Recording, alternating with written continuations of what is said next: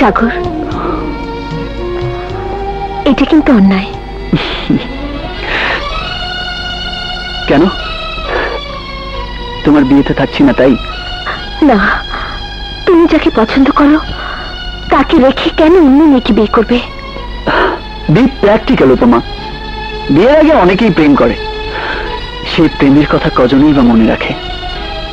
বিয়ে যার সাথে হবে, যার সাথে সারাটা জীবন সংসার করতে হবে, তার সাথে প্রেম করাটাই তো স্বামীর কর্তব্য, তাই না? এভাবে বেঁচে থাকা খুব কষ্টের। মানুষ যেমন একবার জন্মগ্রহণ করে, তেমনি জীবনে প্রেমও একবারই আসে।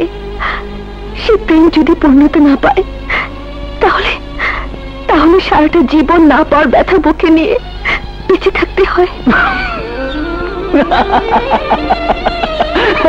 আরে তুমি তো দেখছি দেবদাসের পার্বতীর মতো কথা বলছো। প্রেম সবার জীবনে আসে, তা না পেলে জীবনটা ব্যর্থ হবে। শুনতে তো ভালোই লাগে, কিন্তু সত্যিকারের প্রেমিকা কজনের জীবন সঙ্গী হয় বলতে পারো?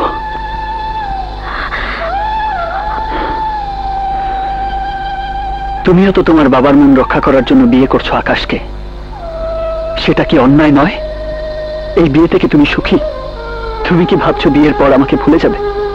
অতীতের সব কথা মুছে ফেলে আকাশকে নতুন করে ভালোবাসতে পারবে? এসব কথার সময় আর নেই সাগর, অনেক দেরি হয়ে গেছে। আমি জানি, কিন্তু এই মন জানে না। এই মন তোমাকে বন্ধু বলে মেনে নিতে পারবে না, কারণ এই মন তোমাকে এখনো ভালোবাসে। এবং আমি জানি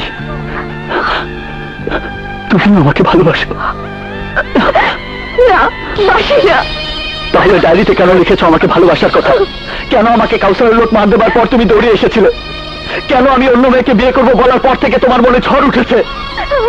আমি জানি না, আমি জানি না। আমি জানি, আমি জানি তুমি আমাকে এখনো ভালোবাসো। না, তুমি মিথ্যে বলছো। তোমার একটা ইচ্ছের কাছে আমি আমার ভালোবাসাকে কোরবানি দিয়েছি, কিন্তু আমার ভালোবাসা মরেনি উপমা। এই দেহ মরে যাবে, কিন্তু আমার ভালোবাসা মরবে না। বলো, তুমি কি আমাকে ভালোবাসো না? আমার চোখের দিকে তাকাও। এই চোখে চোখ রেখে বলো, তুমি আমাকে ভালোবাসো না? বলো উপমা, তুমি আমাকে ভালোবাসো না? বলো, বলো উপমা। বাসি বাসি বাসি, আমি তোমাকে ভালোবাসি।